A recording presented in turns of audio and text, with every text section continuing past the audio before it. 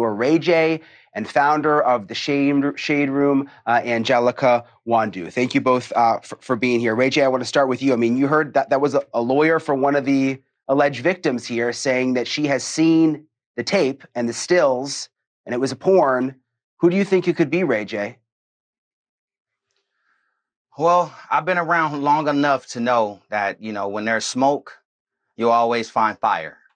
And I think that, with the market in our world being so cornered and you have this crew of people at the top who make all the decisions, I think, it's like a house of cards. When one falls, the whole deck comes down. And so I think that we'll be seeing a lot of this. I think we'll be seeing a lot of celebrities. We'll be seeing a lot of people in power either step down or be exposed. And I think that's just where we are in this game. I think a lot of people have a very long success story at times, and then sometimes that fall is harder. I mean, you can't kick everybody down. Everybody's innocent until proven guilty. And so the question is, what do we do now? How do we save the new future? How do we save our future entrepreneurs? What are the roadmaps that we need to put together to not have this happen moving forward? Yeah. It's interesting, Angelica. The one thing that I was stuck on from that interview with the lawyer was when she said that it was someone more high profile than Diddy. And I'm thinking, like, that's not that many people, Angelica. I mean, like, what do you make of it? I mean, I think that Diddy has a lot of powerful friends. We've seen his parties. We know that everybody goes. It was the hottest thing for the last 20 years, 20, 30 years. So he does know a lot of people between politicians and people in the music industry, and the entertainment industry in general. So I think that is very plausible. There are tapes that people like myself in media have heard about. I haven't heard of any tapes that had any A-listers bigger than Diddy in them, but I know that there are people in the industry involved in some of these tapes. So, I mean, it's very plausible. So, as you can see, man, these celebrities in Hollywood definitely in panic mode. And y'all just watched Ray J express that more celebrities will be exposed in the Diddy scandal as he and the Shade Room founder react to the lawyer's claim that she saw stills of Diddy with high profile individual on the X tape shopped around in Hollywood. Now, we've made our speculations, especially in our last video covering this particular topic. And yeah, we'll just say it's a former presidente, okay? We're gonna leave his name out for the sake of making sure I can keep my channel. But even outside of that, man, we have some new developments that are pretty tragic, man. This is really scumbag behavior right here, if all of this is true.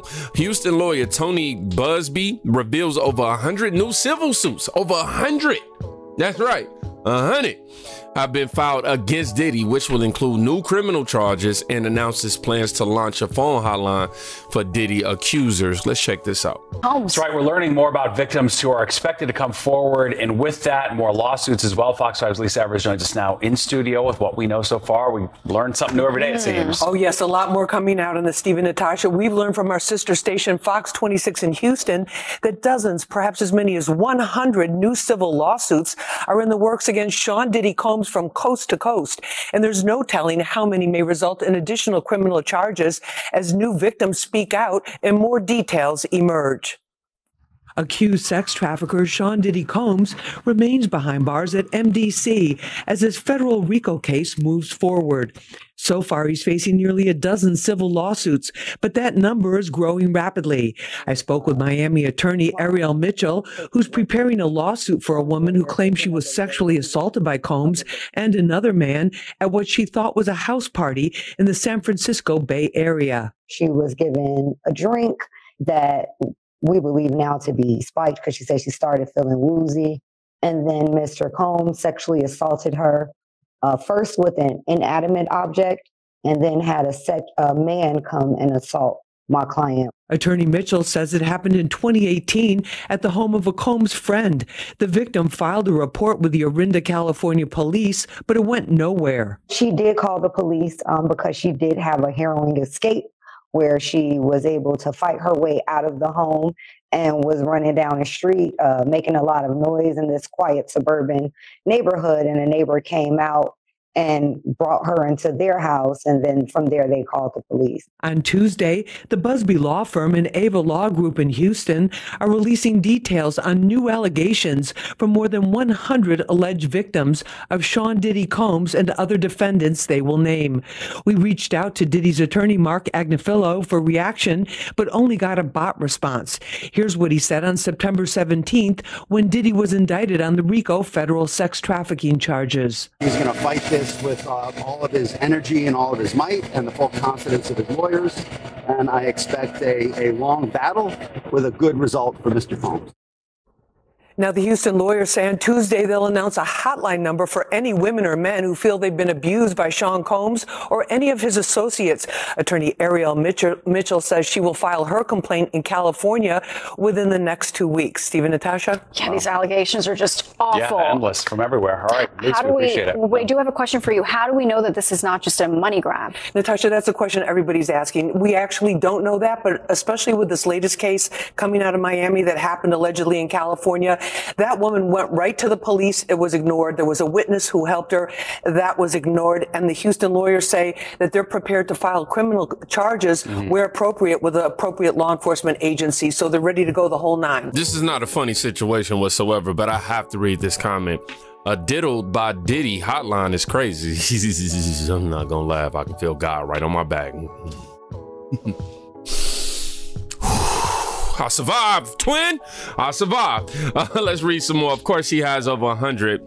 The same racists who tried to destroy Watts. I don't know what that means. The plot thickens. Diddy about to end up with more charges than bottles of baby oil he had.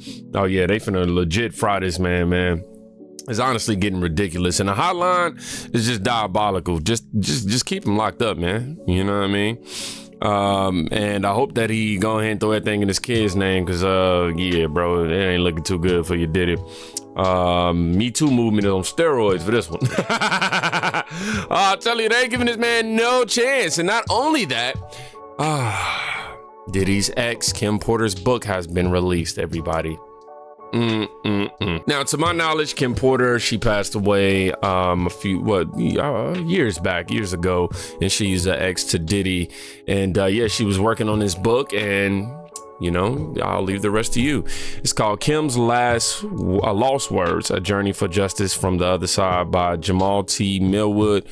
I guess he wrote this for her. Yeah, man.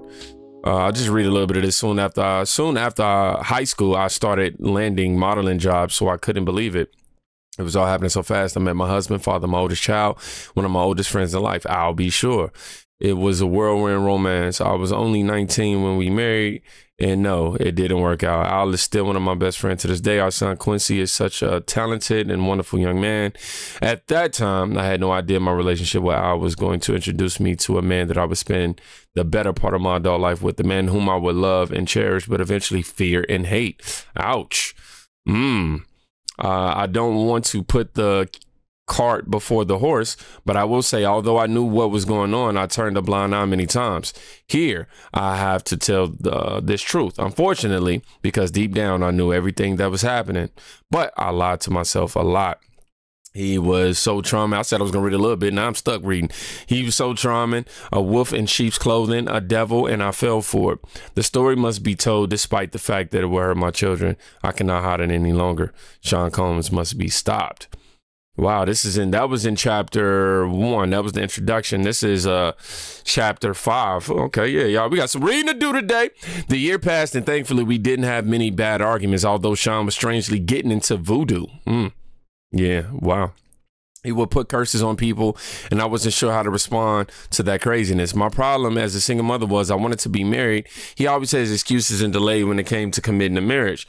His label was blowing up, Biggie dropped, and it was just about to be over. He also signed Mary J. Blige, and of course, when I found out he slept with her, we fought. Well, we never knew that. I just found out, oh, wow, okay. Then you got some of those, Mary J. Blige, okay. And of course, he claimed it was a mistake, and my stupid ass took him back. Sean asked me for a threesome with her. At first, I was mad, but Mary was beautiful. It was our first threesome, and I loved it. Mary was sexy, and I would not be doing this a lot, but it was so hot. I was young and exploring my sexuality and enticing. Over the years, we brought other women into our bedroom periodically, and we were happy. That's until one day I came home to a situation that went from awkward to a nightmare. Quincy was with the babysitter, and Sean was sitting with I'll be sure at the dinner table. I had a child with Al and Sean, and the father, and Sean was the father in Quincy's life. The awkwardness of all of us being together had dissolved a long time ago, but it was still weird that they were here in my home together alone. I sat down and we had drinks. It was fun, and the conversation was cool until it wasn't. I was a little, hold on. Oh, wait, hold on. What was a little what? Oh, man, I was not playing with my response, Sean. What the F? Pac came to my defense. Damn, bro, you ain't got to do the sister that way. Tupac appeared upset behind Sean's words, but Sean went in for the kid regardless. I think my D is bigger than yours. I bet I can make her come faster than you. What's up? Pac was appalled. What the F are you talking about, N-word? I ain't trying to run no effing train. Sean continued. What you scared of? Let's see who F's better. Let her be the judge. Yes, at this point, we had been inviting others into the bed for a while, but I'm not used to and will not stand for disrespect. I wasn't the only one upset. Pac shouted, nigga, you talking about pulling your F and D out? Sean was undaunted. What, you scared? Tupac simply left. Sounds like Pac. Things were contentious since then. The two could not be in the same room. Pac avoided me as much as he did Sean. When they did bump into each other, the tension was how you say that? Palpable? That's my first time seeing that word. Palpable. It felt like blows could be thrown at any moment. Months passed with only the tension between them. It was uncomfortable, but nothing life or death. Then one day, while we was in the studio, it happened. I walked into Sean's office. He was having the conversation. Sean sat across from Jimmy Henchman. Quote, Pac don't have the fucking studio alive, end quote. I don't think I was supposed to hear it. Oh, wow. I continued as if I didn't. Quote, hey, Sean, good morning, Jimmy, end quote. They didn't seem to think I heard anything. Quote, I'm ordering breakfast. Smiling, Sean replied, first, let me get eggs sunny side up with grits and orange juice. I can see he was hungover good. I didn't want him knowing I know anything. Y'all, this is deep. Now, I do want to note this, though. This is all on Twitter right now. I haven't seen the physical copy of the book myself. I'm literally just reading information as we, seen it on here. But if this is true, man, this is truly devastating right here. P. Diddy, man, he's also been, let me see if I get some updates. I'm going to make sure I get all the correct updates. He's also been denied bail, arrest, updates. Let's get this together. I want to make sure y'all know everything that's happening at this moment. It says Combs faces federal charges, including sex trafficking, racketeering, and transportation for prostitution. These charges stem from allegations of a pattern of sexual abuse, corrosion, and facilitation of sexual crimes over more than a decade. He pleaded not guilty. A judge ruled that he must remain in jail without bail while he's awaiting trial due to the severity of the charges and concerns of a flight risk. Yeah, he gonna try to fly out somewhere.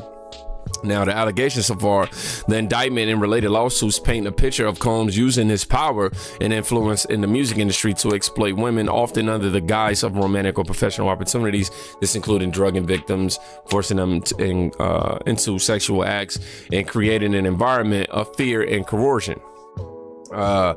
Public and institutional response is in the wake of these allegations. Howard University revoked an honorary degree that they had previously awarded to Combs. Moreover, various lawsuits filed against him detail incidents of sexual assault, battery, and coercion spanning back to the 90s. Ouch.